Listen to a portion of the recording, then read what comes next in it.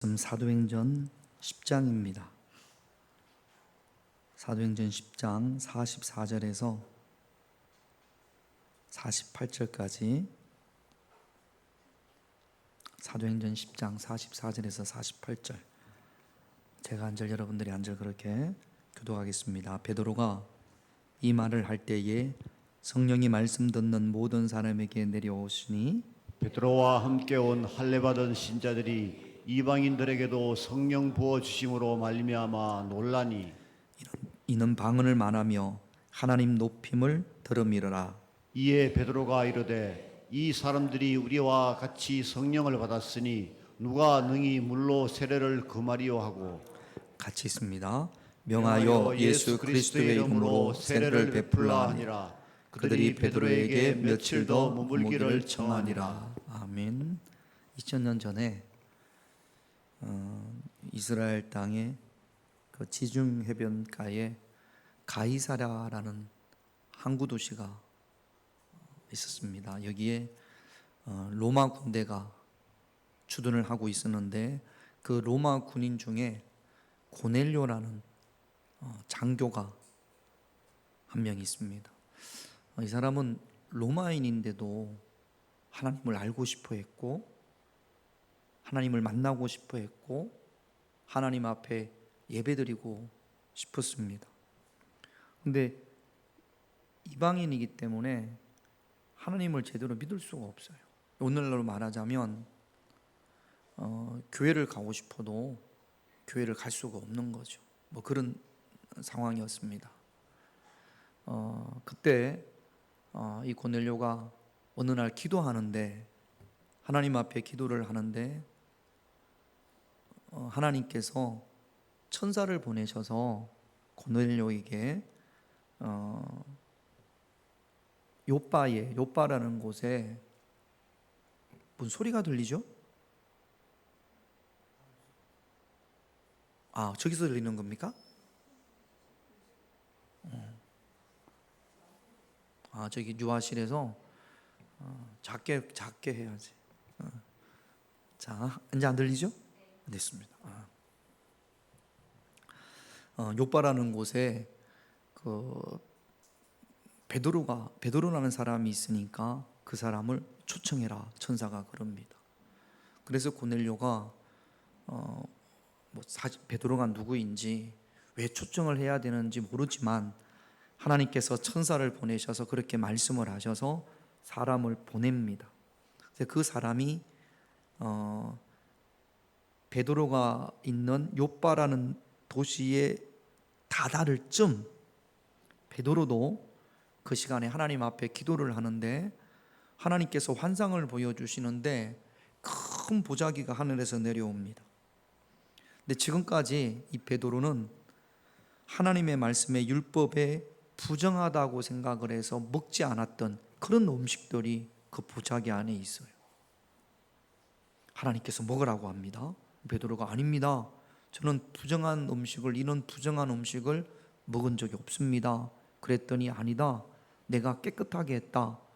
뭐 그런 상황 가운데 밖에서 문을 누가 이곳에 베드로라는 사람이 있습니까? 그렇게 찾아왔습니다. 누가 보낸 사람들이죠?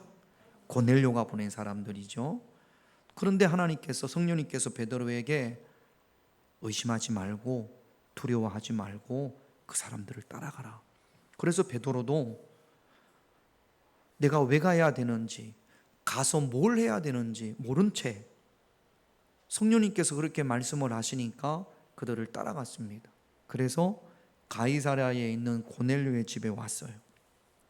베드로가 고넬료에게 제가 베드로입니다. 저를 왜 부르셨습니까? 뭐 때문에 저를 오라고 했습니까? 그러자 고넬료가 자기가 환상을 본 거, 이 이야기를 쭉 합니다. 베드로가 그 이야기를 듣고 깜짝 놀라면서 이런 이야기를 합니다. 사도행전 10장 34절 35절 같이 있습니다. 베드로가 입을 열어 말하되 내가 참으로 하나님은 사람의 외모를 보지 아니하시고 각 나라 중 하나님을 경외하며 의를 행하는 사람은 다 받으시는 줄 깨달았노라. 하나님을 깨달았다라는 겁니다. 저는 이 하나님을 깨달았다라는 말을 또 하나님을 만나다. 그러니까 베드로가 하나님을 알아요, 몰라요? 알아요. 아는데 베드로가 유대인이잖아요. 성경도 많이 읽었을 거고 또 예수님과 3년을 함께 했습니다. 예수님으로부터 얼마나 하나님에 대해서 많이 들었겠습니까? 그리고 예수님의 십자가도 경험했고 부활도 경험했고 또 얼마 전에는 오순절날 기도하다가 뜨거운 성령의 임재도 경험을 했습니다. 이런 베드로가 지금 고넬료의 집에 와서 내가 하나님을 깨달았습니다. 하나님의 말씀을 깨달았습니다. 이 이야기는 내가 하나님을 만났습니다. 그런 말이거든요. 따라합시다. 또 하나님을 만나다. 여러분, 우리는 또 하나님을 만나야 합니다. 사람은 외모를 보지 아니하시고, 이 말씀이 하나님께서 사무엘에게 주신 말씀이거든요. 자, 사무엘상 16장 7절을 볼게요. 같이 있습니다. 여호와께서 사무엘에게 이르시되 그의 용모와 키를 보지 말라. 내가 이미 그를 보렸노라. 내가 보는 것은 사람과 같지 아니하니 사람은 외모를 보거니와 나 여호와는 중심을 보느니라 하시더라. 사무엘에게 하신 말씀이에요. 구약 성경에 있는 말씀이에요. 사람은 외모를 보거니와 나 여호와는 중심을 보느니라. 이 말씀이 베드로가 알고 있었어요. 근데 이 고넬료의 집에 와서 고넬료를 보니까 이 말씀이 다시 기억나고 생각나고 떠오른 거죠. 하나님이 베드로에게 이 말씀을 주신 거죠. 전에는 사람은 외모를 보지 않고 중심을 본다라는 이 말씀을 유대인에게만 생각을 했습니다. 이방인은 하나님이 절대로 구원하지 않는다고 생각을 했는데 이 고넬료의 집에 와보니까 하나님은 외모를 보지 않고 중심을 본다라는 말씀이 이방인들을 두고 하신 말씀이구나. 고넬료를 두고 하신 말씀이구나. 그렇게 하나님의 말씀을 다시 깨달았다라는 겁니다. 여러분, 하나님을 만난다라는 것은 하나님의 말씀이 믿어지는 거예요. 하나님의 말씀이 새롭게 깨달아지는 겁니다. 여러분, 우리에게도 이런 상황이 있고 또 저런 상황이 있습니다. 그럴 때 하나님의 말씀이 떠오를 때가 있어요. 하나님의 말씀이 기억날 때가 있어요. 하나님의 말씀이 생각날 때가 있어요. 그때가 언제예요? 내가 하나님을 또 만나는 겁니다. 예수님이요, 광야에서 40일을 금식을 하세요. 그러니까 사단이, 마귀가 예수님에게 와서 뭐라고 그러냐면 이 광야의 돌들을 가지고 빵을 만들어 봐라, 떡을 만들어 봐라. 그렇게 사단이 유혹합니다. 그때 예수님께서 하나님의 말씀을 기억하십니다. 하나님께서 예수님에게 말씀을 주세요. 예수님의 마음에 하나님의 말씀이 떠오릅니다. 신명기 8장 3절을 볼까요? 같이 있습니다. 여기 밑줄 친 데만 같이 읽겠습니다. 시작. 사람이 떡으로만 사는 것이 아니요 여호와의 입에서 나오는 모든 말씀으로 사는 줄을 내게 알게 하려 하심이니라. 예수님이 처음 하신 말씀이 아니에요. 신명기에 있는 말씀이에요. 그러니까 예수님은 마귀를 물리치는데, 사단을 물리치는데 하나님의 말씀이 떠오른 거죠. 하나님의 말씀이 기억되어진 거죠. 또 예수님께서 제가 목요일 날 영화 시사회를 다녀왔습니다. 킹 오브 킹스라고 만화 영화예요. 미국에서 우리나라에서 만든 애니메이션인데, 만화 영화인데 우리나라에서 개봉이 안 돼가지고 개봉을 안 해주려고 그래가지고 그래서 미국에 수출을 했답니다. 그랬더니 미국에서 난리가 난 모양이에요. 엄청나게 많은 사람들이 이 만화 영화를 봤습니다. 기생충 맞죠? 송충이 아니죠? 기생충보다 더 많이 봐서 요구로 우리나라가 이제 수입을 해왔어요.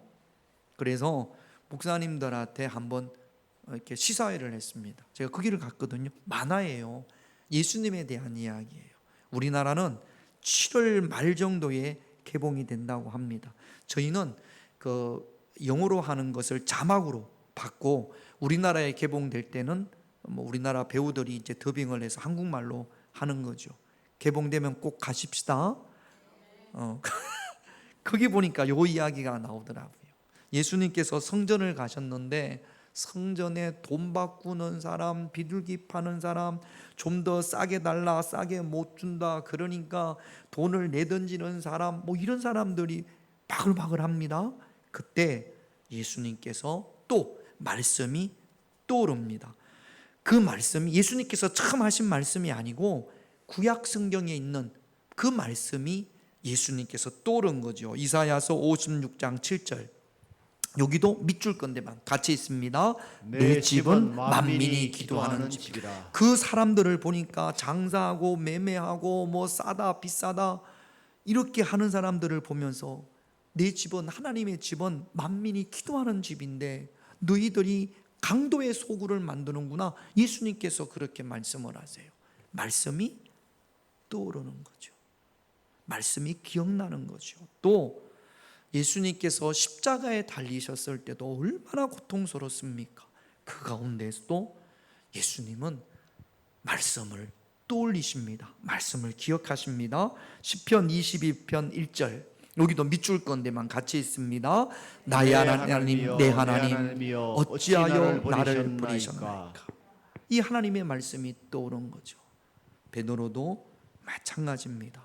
고넬료의 집을 보니까 하나님은 외모를 보시는 분이 아니구나. 나중에 베드로가 고넬료의 집에서 세례를 주면서, 고넬료의 집 사람들에게 세례를 주면서 베드로는 예수님의 말씀을 기억합니다. 사도행전 11장 15절에서 16절을 볼게요. 같이 있습니다. 내가 말을 시작할 때에 성령이 그들에게 임하시기를 처음 우리에게 하신 것과 같이 하는지라. 내가 주의 말씀에 요한은 물로 세례를 베풀었으나 너희는 성령으로 세례를 받으리라 하신 것이 생각나더라. 그래서 세례를 줬다라는 겁니다. 예수님의 말씀이 생각나서. 제가 왜 이렇게 장황하게 말씀을 드리냐면 어떤 상황 가운데서 하나님의 말씀이 떠오를 때, 거꾸로 하나님께서 우리에게 말씀을 주실 때, 예배를 드리는데 하나님께서 말씀을 주세요. 기도하는데 어떤 성경 말씀이 기억납니다.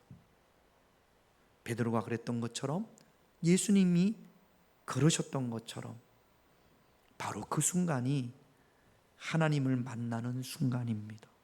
하나님을 또 만나는 순간입니다. 우리는 예배를 통해서 하나님을 또 만나고, 기도를 통해서 하나님을 또 만나고, 찬양을 통해서 하나님을 또 만나고, 우리의 일상의 삶 가운데서 고난을 통해서 하나님을 또 만나고, 어떤 고난 가운데 있을 때 하나님의 말씀이 떠오를 때, 하나님이 그 말씀을 주실 때, 그때가 곧 하나님을 만나는 순간인 줄로 믿습니다. 심지어 꿈에서도 하나님을 만날 때가 있어요. 꿈을 꾸면서 꿈을 꾸는데 하나님의 성경 말씀이 떠오를 때가 있습니다. 그때도 하나님을 만나는 순간입니다. 일하면서도 또 하나님을 만날 수 있고, 길을 가면서 또 하나님을 만날 수 있고, 심지어 TV를 보면서도 또 하나님을 만날 수 있습니다. 우리의 모든 상황에서, 이런 상황에서 저런 상황에서, 이곳에서 저곳에서 또 하나님을 만날 수 있는, 또 하나님을 만나는 그런 저와 여러분들이 되셔야 될 줄로 믿습니다. 하나님은 한 번 만나고 끝나는 것이 아니라, 베드로도 내가 새롭게 하나님을 깨달았도다, 이 말씀은 새롭게 하나님을 만났다라는 겁니다. 이전에 몰랐던 하나님을 내가 또 만났다라고 베드로가 고백하는 것처럼 우리도 평생에 전에 몰랐던 그 하나님을 또 만나고 또 만나고 또 만날 수 있는 더 많은 하나님, 더 많이 하나님을 만나고 깨달을 수 있는 그런 저와 여러분들이 되시기를 주님의 이름으로 축원드립니다. 베드로가 말씀을 전했더니 그 베드로의 말씀을 듣는 고넬료의 집 사람들이 성령을 받습니다. 자, 먼저 성령이 임할 때 어떤 현상이 나타나는지 사도행전 2장 4절을 볼게요. 같이 있습니다. 그들이 다 성령의 충만함을 받고 성령이 말하게 하심을 따라 다른 언어들로 말하기를 시작한다. 여러분, 여기 다른 언어가 기도하는 게 아닙니다. 복음을 전했습니다. 평상시에 하던 말이 아닌 다른 언어들을 하기 시작했습니다. 오순절날 성령이 임했을 때 고넬료의 집 사람들도 마찬가지입니다. 44절 같이 있습니다. 베드로가 이 말을 할 때에 성령이 말씀 듣는 모든 사람에게 내려오시니 성령이 임했습니다. 그러자 45절 46절 같이 있습니다. 베드로와 함께 온 할례 받은 신자들이 이방인들에게도 성령 부어 주심으로 말미암아 놀라니 이는 방언을 말하며 하나님을 높임을 들음이러라. 성령이 임하니까 가장 먼저 눈에 보이는 현상이 무엇이냐 하면 방언을 말합니다. 또 하나님을 높입니다. 우리 새벽에 기도할 때 방언으로 기도하시는 분들이 있어요. 방언은 천국 언어라고 이야기하지요. 영적 언어다, 그렇게 이야기를 합니다. 여러분, 마가다락방에서 제자들이 기도할 때 성령이 임하자 거기에 모인 모든 사람들이 방언을 말했거든요. 여러분, 제가 오늘 여러분들에게 말씀을 드리는 것은 그 다른 언어, 방언으로 기도하는 거, 여기에다가 한계를 두는 것이 아니라 두 가지입니다. 방언을 말하며 다른 언어를 말하며 하나님을 높인다라는 거예요. 그러니까 성령이 임한 사람들에게 나타나는 가장 첫 번째 현상이 뭐냐 하면 말이, 언어가 바뀌는 거죠. 하나님을 높인다라는 것은 감사합니다, 할렐루야, 아멘, 하나님은 살아계십니다, 하나님을 찬양합니다, 하나님을 높이는 것을 말해요. 성령이 임한 사람들은요, 하나님을 높입니다. 제가 대학교 다닐 때 학교에 교회가 있었고 그 밑에 기도실이 있었어요. 어느 날 그 교회 기도실에 가서 밤늦도록 제가 기도를 하고 이제 운동장을 가로질러서 기숙사로 가는데 저희 기숙사가 정문 바로 안쪽에, 기숙사에서 보면 바로 정문이 보였거든요. 그래서 이제 기숙사로 들어가는데 마침 저희 학교 정문 앞에서 어떤 아주머니가 호떡을 팔았어요. 그러니까 10시가 거의 가까이 된 것 같습니다. 그래서 보니까 제가 또 호떡을 좋아합니다. 그래서 호떡을 좀, 배가 고프니까 호떡을 좀 사야겠다 싶어서 가서, 그때 뭐 얼마를 줬는지는 모르겠습니다만, 아줌마 호떡 얼마만 주세요. 그랬더니 그 아줌마가 안 그래도 나 이제 뜨리 하고 가려고 그랬는데 학생이 와가지고 남은 거 다 주겠대. 다 뜨리로 준다. 좋아요, 안 좋아요? 너무 좋아요. 그래가지고 저도 모르게 할렐루야 그랬습니다. 그랬더니 그 호떡을 파는 아줌마가 제가 할렐루야 그러니까 아멘 그러대. 여러분, 호떡을 사는 학생도 은혜가 충만하니까 하나님을 높입니다. 호떡 많이 준 할렐루야가 무슨 뜻인지 알죠? 하나님을 찬양하라. 땡 잡았네, 오늘 왜 이렇게 운이 좋아, 이게 아니고 호떡 하나 더 얻어서 누구를 높이는 거예요? 하나님을 높이는 거예요. 할렐루야. 호떡을 파는 분도 지금 제가 안 사면 그 남은 걸 가지고 가야 돼요. 근데 마침 그래도 이 학생이 와가지고 뜨리를 해가니까 이 호떡 장사도 좋아요, 안 좋아요? 아멘. 나도 그렇게 하겠습니다. 나도 동의합니다. 여러분, 은혜 받은 사람은, 성령 받은 사람은 어떤 상황, 어떤 환경, 어떤 시간 속에서도 하나님을 높입니다. 고난 가운데서도 하나님을 높이고, 핍박 가운데서도 하나님을 높이고. 큐바디서 영화 보면 그 콜로세움에서 수많은 크리스찬들이 사자밥이 됩니다. 네로가 예수 믿는 사람들을 죽이기 위해서 콜로세움에 모아놓고 그 다음에 사자를 풀어놓습니다. 그리고 로마 시민들은 비참하게 죽어가는, 사자들에게 찢겨 죽어가는 그 예수 믿는 사람들, 그 고통을 보면서 막 깔깔거립니다. 근데 교회사에 보면, 또 그 큐아디스 영화에 보면 사자에 찢어 죽임을 당하면서 누군가로부터 찬양이 시작됩니다. 얼마나 고통스럽습니까? 그런데 거기서부터 누가 하나 찬양을 시작하자 그 고통 가운데에서도 콜레세움 안에 사자밤이 되면서도 찬양으로 충만한 거죠. 로마 시민들이 그렇게 죽어가는 기독교인들을 보면서 숙연해지기 시작을 합니다. 여러분, 성령이 임한 사람들의 첫 번째 변화는 언어의 변화예요. 그들이 사용하는 말이 바뀝니다. 성령 받기 전에는 지극히 세상적이었죠. 더러운 말, 악한 말, 추한 말, 원망과 비판과 비난과, 로마서에 보면 수근수근하는 말, 거짓말하는 말, 이런 것으로 가득했다가 성령이 임하시면 가장 첫 번째로 나타나는 변화가 언어의 변화입니다. 영적인 언어합니다. 감사합니다. 믿습니다. 아멘. 사랑합니다. 믿음의 말을 하고 하나님을 높입니다. 성령 받았다고 하면서 여전히 세상 언어로 가득한 사람들, 아직 그 언어가 변화되지 않은 사람은 한번 물어봐야 합니다. 정말로 내가 성령 받았는지. 오순절 마가다락방에 성령이 임하자 그들의 언어가 바뀌었습니다. 고넬료의 집에 성령이 임하자 그 사람들의 언어도 바뀌었습니다. 영적인 언어를, 영적인 말을 하고 믿음의 말을 하고 하나님을 높입니다. 저와 여러분들도 성령 받아서 우리의 입이 삐뚤어져도 말은, 언어는 믿음의 말, 영적인 말, 하나님을 높이는 말로 풍성하게 되시기를 주님의 이름으로 축원드립니다. 세상이 우리를 기분 좋게 만드는 게 별로 없지요. 정치를 보나 경제를 보나. 그럼에도 불구하고 오늘 이 시간 우리가 이제 예배 끝나고 기도할 텐데, 하나님, 내가 하는 이 언어가 변화되게 하옵소서.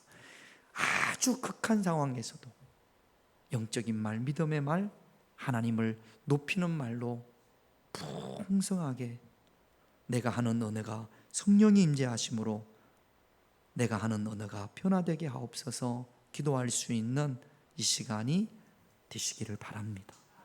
자, 47절 48절을 볼게요. 같이 읽습니다.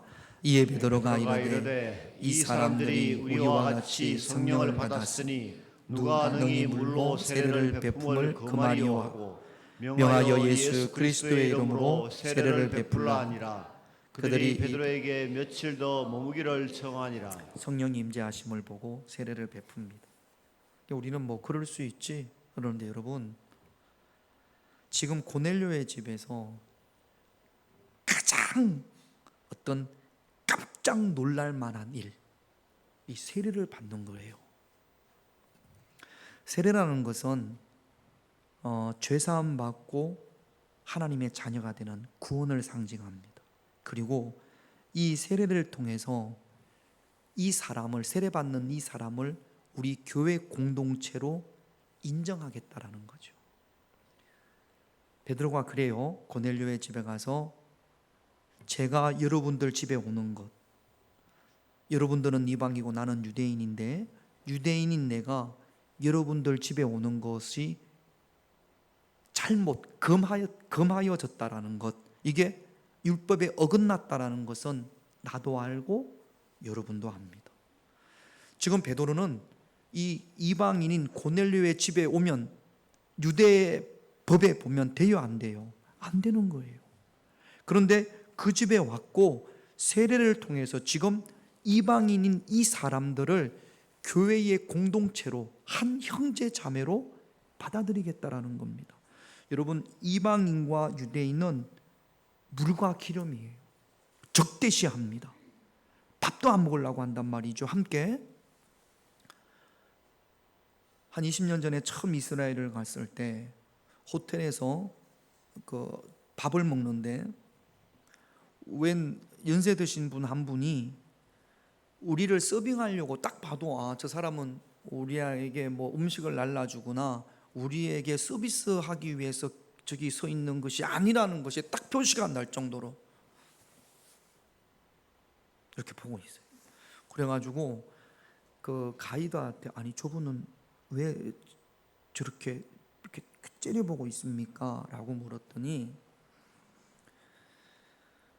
유대인이 경영하는 호텔에 접시에다가 음식을 떠 먹어야 될 거 아니에요. 자, 그러면 저 같은 사람들은 외국에 나가면 밥을 못 먹으니까 뭘 가져가죠? 고추장 뭐 이런 걸 가져갈 거 아닙니까? 저는 유대인이 볼 때 이방인이에요. 제가 가져간 고추장을 그 호텔 접시에다가 이렇게 짜잖아요. 묻었잖아요. 그러면 닦으면 될 거 아닙니까? 그렇죠? 이걸 깨야 된다네. 유대인의 부정한 것이 접시에 묻었기 때문에 그 접시는 더 이상 사용을 하면 안 된답니다. 그러면 호텔은 접시를 깨면 손해예요, 안 손해예요? 그래서 안 깨, 자꾸 깨야 되는데 안 깨니까 감시하러 온 거예요. 종교국에서 깨는지 안 깨는지. 그래서 저희가 김이라든지 김치를 올려놓으면 그 접시는 어떻게 해야 돼요? 깨야 돼요. 그만큼 유대인은 지금도 이방인에 대해서 배타적입니다. 지금도 그런데 2000년 전에는 어떻게 했어요? 얼마나 배타적이겠습니까? 그런데 지금 베드로가 그 이방인들에게 세례를 주므로 그리스도 안에서 당신과 우리는 형제입니다 라고 지금 선포하는 거죠. 이게 우리한테는 별로 충격이 안 돼요. 그러나 그때는 엄청나게 놀라운 사건입니다. 예수 안에 있으면, 예수 믿으면 어떤 민족이냐, 피부 색깔이 어떠냐, 어떤 언어를 사용하느냐 아무 상관이 없이 우리는 한 형제이고 한 자매라는 겁니다. 시편 133편 1절을 볼게요. 같이 있습니다. 형제가 연합하여 동거함이 어찌 그리 선하고 아름다운고. 우리 애들이 둘이 와 있습니다. 오늘 방학이라고. 근데 제가 뭐 자세하게는 못 들었습니다만 누가 우리 큰아이한테 용돈을 준 모양이에요. 너도 쓰라 그렇게. 그랬더니 큰애가 받고 나서 반을 딱 잘라서 동생한테 보냈답니다. 내가 이렇게 받았는데 너한테 반을 보낼 테니까 네가 반을 쓰라. 우리 작은 애가 아니 이거는 형한테 준 거니까 형이 거기서 필요하니까 형 쓰라고 다시 보냈답니다. 아빠인 내가 그 이야기를 듣고 기분이 좋을까요? 나쁠까요? 너무 좋죠. 형제가 연합하여 동거함이, 형제가 연합하여 동거한다라는 이야기는 서로 아껴주고 배려해주고 사랑하는 것을 말하는 거예요. 여러분, 우리 교회가 출신도 다르고 태어난 곳도 다르고 성도 다릅니다. 많이 달라요. 그러나 우리가 예수님을 믿음으로 말미암아 우리가 주 안에서 어떻게 됐다고요? 형제가 됐다고요. 자매가 됐다고요. 그러면 우리는 어떻게 하는 것이 마땅합니까? 연합하여 동거함이 마땅합니다. 사랑하고 배려하고 아껴주고 보듬어주고 용서하고. 여러분, 형제로 끝나는 것이 아니라 로마서에 보면 이렇게 말씀을 하세요. 로마서 12장 5절 같이 있습니다. 이와 같이 우리 많은 사람이 그리스도 안에서 한 몸이 되어 서로 지체가 되었느니라. 많은 사람이 예수를 믿음으로 그리스도 안에서 무엇이 되었다고요? 한 몸이 되었다고요. 한 몸. 제가 아는 남자 군사님이 간이 많이 안 좋아요. 그 집은 유전적으로 좀 특이한 간염이 유전적으로 이렇게 내려옵니다. 그래서 그 간염 때문에 어머니도 갑자기 돌아가시고 누님도 갑자기 돌아가시고 형님도 갑자기 돌아가셨어요. 근데 이 군사님도 간염이 있어서 20대 중반에 간 이식을 받았습니다. 그 방법밖에 없으니까. 여러분, 간 이식을 받을 때 검사를 많이 한답니다. 적합한지 적합하지 않은지. 적합하지 않은 간을 이식을 하면 그 사람은 죽을 수밖에 없지 않습니까? 가장 적합한 간을 이식을 했습니다. 그래서 살아오는데, 그런데도 불구하고 1년에 한두 번 정도 이 몸이 새로운 간에 거부 반응을 보여가지고, 그러면 열이 한 40도 이상 올라간답니다. 그런 거부 반응을 보면 할 수 있는 것이 아무것도 없다는 거죠. 그 권사님 말씀이 그래요. 거부 반응이 오면 사경을 헤맬 정도랍니다. 거의 죽음 직전까지 가는 모양이에요. 몇 번을 그런 고비를 넘겼답니다. 거부 반응을 보이면. 여러분 보세요. 우리가 교회 안에서 한 몸입니다. 그리스도 안에서 한 몸입니다. 그렇게 받아들이기로 결정했습니다. 세례를 통하여서. 여러분, 세례 받을 때 여러분들이 이 사람을 우리 교회 일원으로 받아들이겠습니까? 라고 목회자가 묻습니다. 그럴 때 여러분들이 아멘 그렇게 합니다. 아니요 그러면 그 사람에게 세례를 줄 수가 없습니다. 세례를 받을 때 이 사람을 우리와 한 몸이 되는 것을, 이 사람이 우리와 한 몸이 되는 것을 인정하십니까? 받아들이겠습니까? 그렇게 묻습니다. 그럴 때 여러분들이 아멘 하셨단 말이죠. 이 간을 내 몸으로 받아들이겠다라고 다 아멘 했단 말이죠. 그런데 어떤 일과 어떤 현상을 통해서 이것을 거부한다면, 그래서 거부 반응이 나타난다면 우리는 사경을 헤맬 수 있어요. 교회는 사경을 헤맬 수 있습니다. 사경을 헤매면 그 집의 가장으로서의 해야 할 일을 전혀 못합니다. 남편으로서 해야 할 일을 전혀 못합니다. 교회에서는 직분받은 자로서 해야 할 일을 전혀 못합니다. 지금 사경을 헤매고 있는데 무슨 일을 할 수가 있겠습니까? 우리가 서로에게 한 몸이고 한 형제고 한 자매인데, 그리스도 안에서 세례를 통하여 한 몸이 되고 한 형제가 되었는데 서로 거부하면, 그러면 우리 교회는 병드는 거죠. 아픈 거죠. 사경을 헤매는 거죠. 그러면 주님께서 영혼 구원을 위해서 우리에게 주신 사명을 감당할 수가 없습니다.